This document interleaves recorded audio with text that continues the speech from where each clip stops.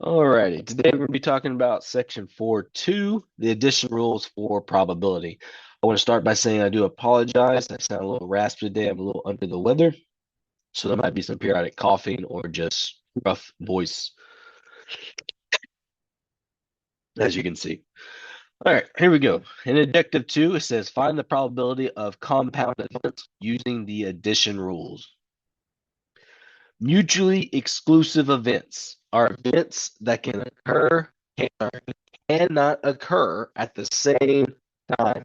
That is, events that have no outcomes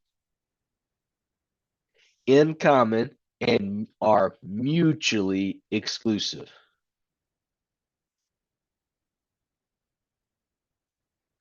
or also known as disjoint events. So, for example, let's say I wanted to find the probability of getting a red card, right? So if you're not familiar with a deck of cards, this is what this example is going to have a lot of. There are 52 cards, 26 that are black, and 26 that are red. Right, if I just wanted a red card, that would be it. If I wanted a red card and a diamond, so just so you know, there are diamonds, spades, clubs, and hearts. All right, so if I wanted both a red and a diamond, now we no longer have mutually exclusive outcomes because it can be both a red and a diamond. So events that occur at the same time are not mutually exclusive. So if I want to know what the probability of getting a red card and a diamond, that would be not mutually exclusive because you can have diamonds and hearts that are both red, right? But if I just wanted a diamond or just wanted a red card, that can't happen at the same time. Now, it doesn't mean just because two things make it. A mutually exclusive option could be maybe I want to get a diamond and roll a one on a die. Two totally mutually exclusive events that can't happen at the same time. So in example 9 here says are events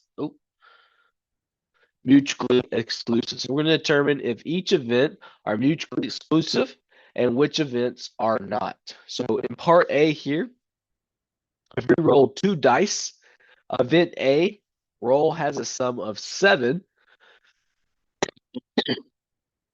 Event B rolling doubles. So this would be an example of mutually exclusive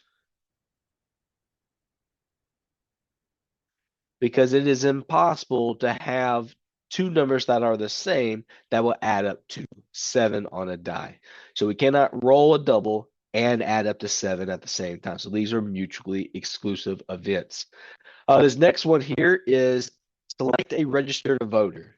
So event A, the voter is a registered independent, and we can't see event B here, but event B, the voter is a registered Republican. Again, this would be mutually exclusive. You cannot register as multiple parties. You can either be an independent, you can be a Republican, or you can be a Democrat. So if I wanted an event of randomly selecting an independent and then randomly picking a Republican, can't have the same people in both events. So it can't happen at the same time.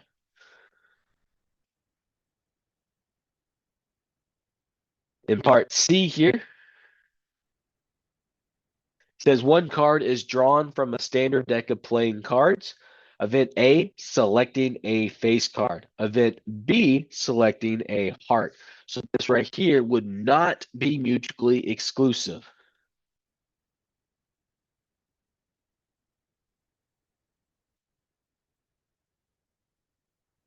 Because again, I have 52 cards, 13 in which are hearts, 13 are which are spades,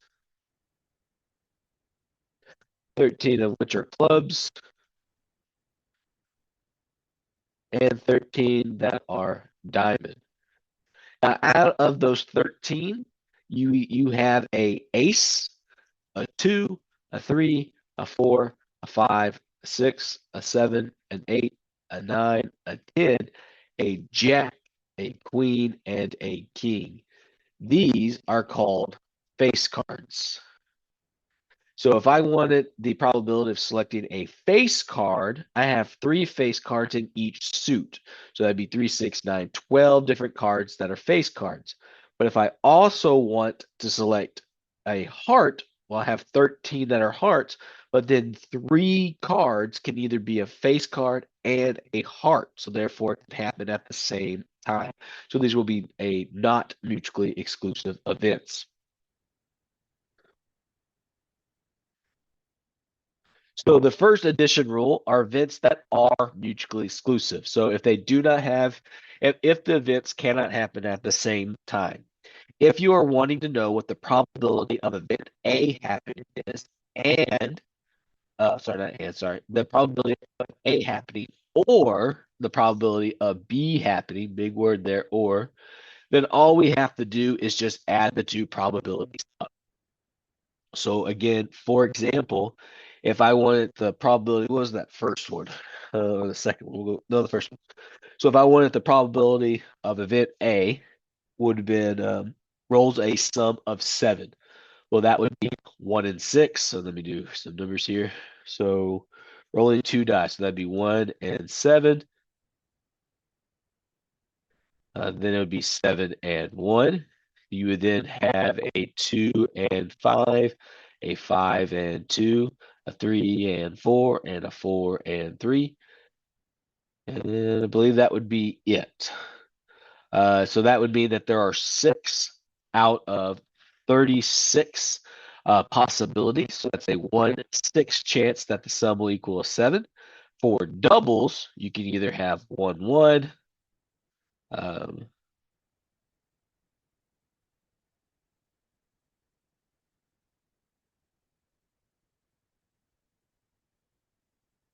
yeah, yeah, that's it. So that'd be 1, 1, 2, 2, 3, 3, 4, 4, 5, 5, and 6, 6. So again, there's 6 out of 36 possibilities. That'd be 1/6. One of those events could have happened. So I'd add those up, and that would give me 2, 6, which is a 1/3 probability of either rolling a 7 or a double. So those are how you can do it if they have nothing in common.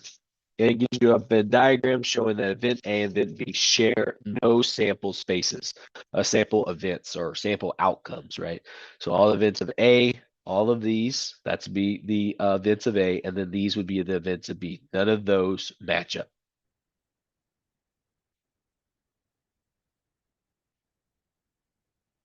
In example 10, we're going to find the probability using this said addition rule. So at a convention, there are 7 mathematics instructors, 5 computer science instructors, 3 statistic instructors, and 4 science instructors.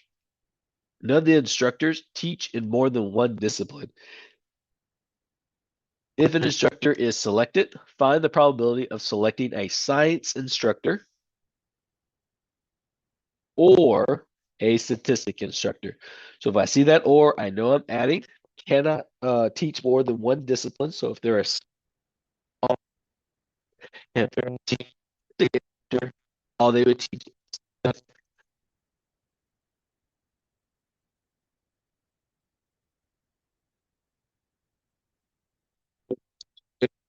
I don't have to worry about them not being mutually exclusive. They are mutually exclusive. So therefore, all I got to do is find out all my science instructors, which would be 4. So that'd be 4 out of, let's see, that'd be 9, 16, 19. So 4 out of 19. And then I see statistics would be 3. So that would be 7 out of 19. Nope, I don't know where. I would have hit it in the head. And then to add them up, I would have a 7 out of 19 probability. All right, so I think they break it down a little bit further in the notes, but this is basically all you have to do. If you can, 7 to 19 are both prime numbers, so I don't think go any further. So let's kind of break this down like they did, so you can have a A different way to do it as well. Target 19 instructors present. So event A is a science instructor and event B is a statistic instructor. So the events are mutually exclusive. So again, I would have a what was it? Let me go back. Science again was 4. That'd be 4 out of 19. And then the statistics was 3. So that'd be 3 out of 19. And again, you would add that up to 7 19s.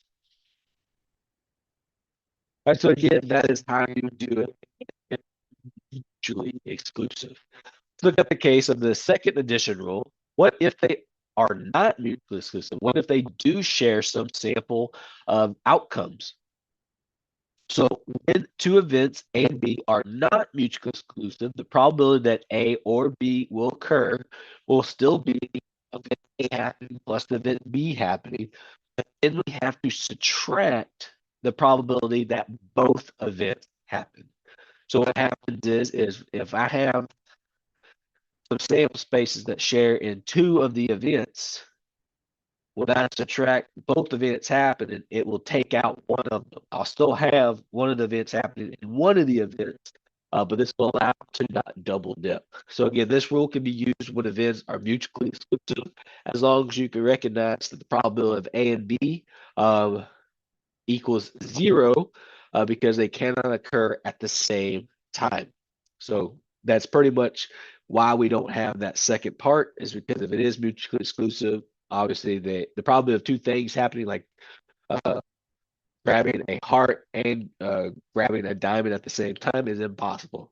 So therefore, the probability of that would be 0.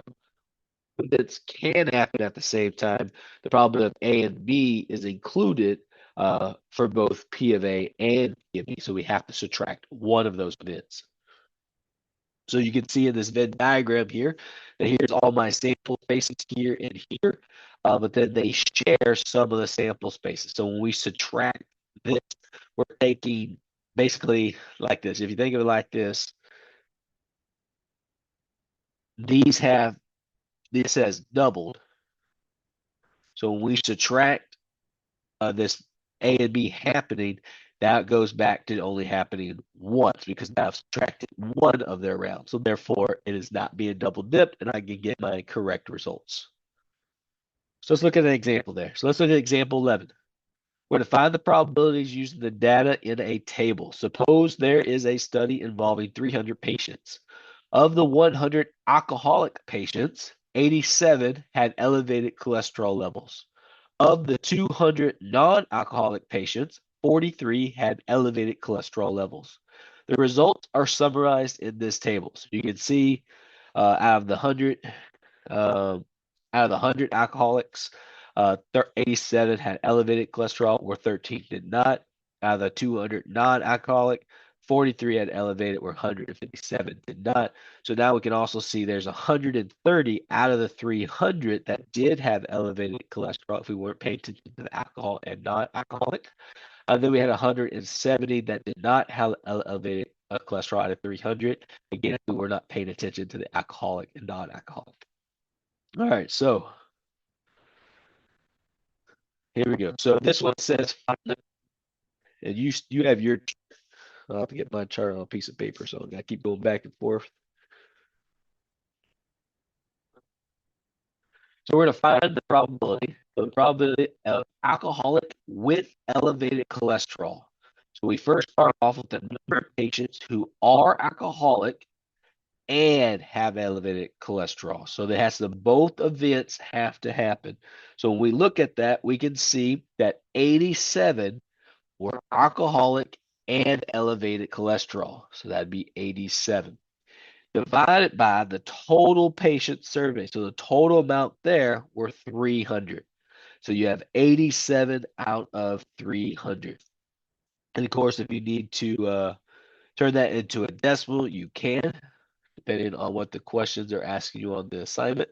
So 87 divided by 300 gives me 29 out of 100, which is the same thing as 0.29.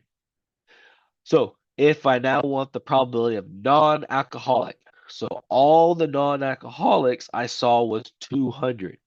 I'm not looking at their cholesterol this time. I'm just saying, all right, there's 200 that are non-alcoholic out of 300. So that's 2/3, and then as a decimal, that is only 0.67. So now what we're going to do is take that to figure out, all right, I want to find the probability that are alcoholic or have elevated cholesterol. All right, so in this case, I got to find the number of alcoholics to total patients. So number of alcoholics here would be 87. Oh, sorry, would be 100. And then total patients surveyed would be 300. So 1/3 of my patients are alcoholics. Now I want to look at the number with elevated cholesterol. Well, we had 130 that had elevated cholesterol out of my 300. So then I want to go, all right, now how many were alcoholic and had elevated cholesterol? Well, that was 87 out of 300. So find my total answer here. That would be 100 plus 130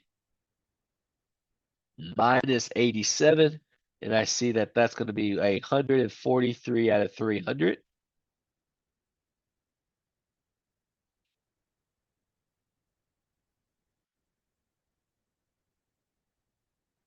Which comes out to about 0.48 or 48%. All right, so let's look at the last part here. So part D. So D says, what's the probability that are not with an elevated cholesterol or an alcoholic? So we first start off with how many do not have an elevated cholesterol. So I see that that's 170 out of 300 that did not have elevated cholesterol. Then that or there, so that's plus, are alcoholics. So we know we have 100 alcoholics out of 300 minus all the ones that had elevated cholesterol and are alcoholic. So not elevated cholesterol and alcoholics would have been 13. So that'd be 13 out of the 300. So this time I would do 170 plus 100, which is 270, minus 13, which is 257 out of 300. And then if we type this into our calculator, we get 257 divided by 300. It comes out to about 0.86. All right, so let's look at another case. So in example 12, we want to talk about selecting toppings for a pizza. So the probability that a customer selects a pizza with mushrooms, we'll call it M, or pepperoni, call it P, is 55. So the probability that you're either mushroom or pepperoni, not both, just one or the other, is 55%. And the probability that the customer selects only mushrooms was 32%. So if the probability that he or she selects only pepperoni, then would be 17. And all they have to do is get 55 minus 32, they get 17.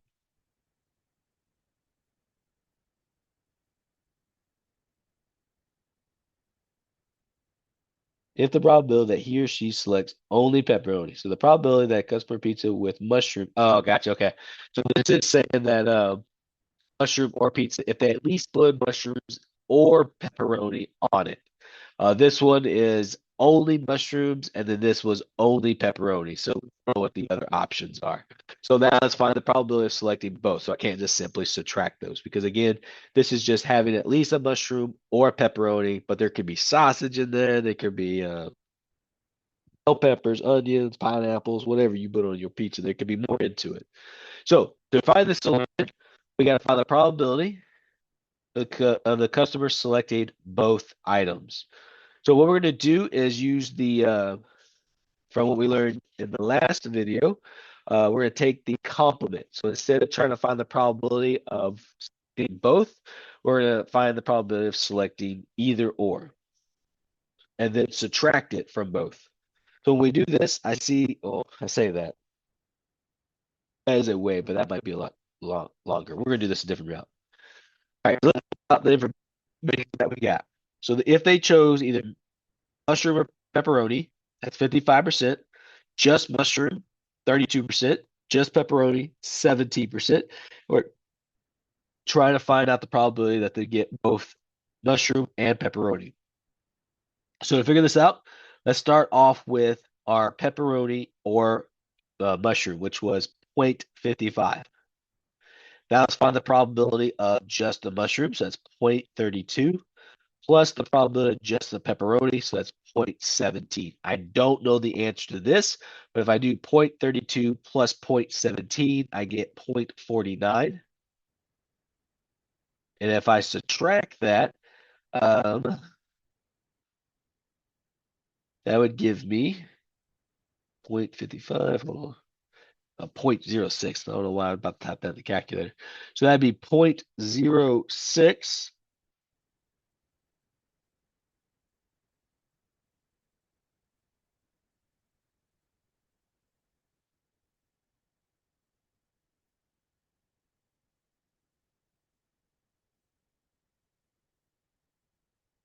Interesting.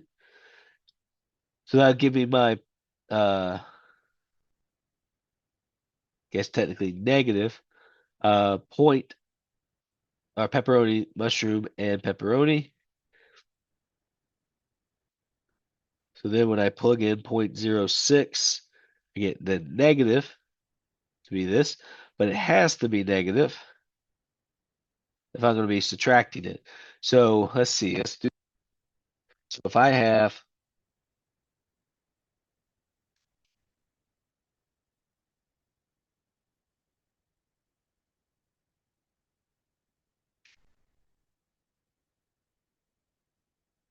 0.55 minus 0.49, 0.06.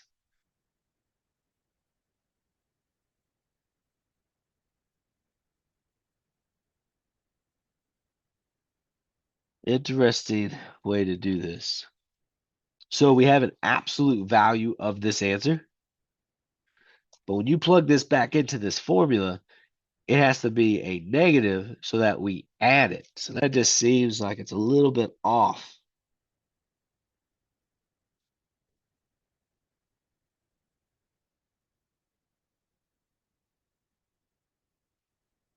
If you want to see another case of that, we can definitely pull that up and do a different one in your homework. And I'll see how y'all do on that one. But I guess in this case, it would always have to be the absolute value of the answer because we can't have a negative percentage. So therefore, we just go with 0.06. Seems like it works out with the other case as well. Just interested in the math. All right. I guess I'll see you in the next video.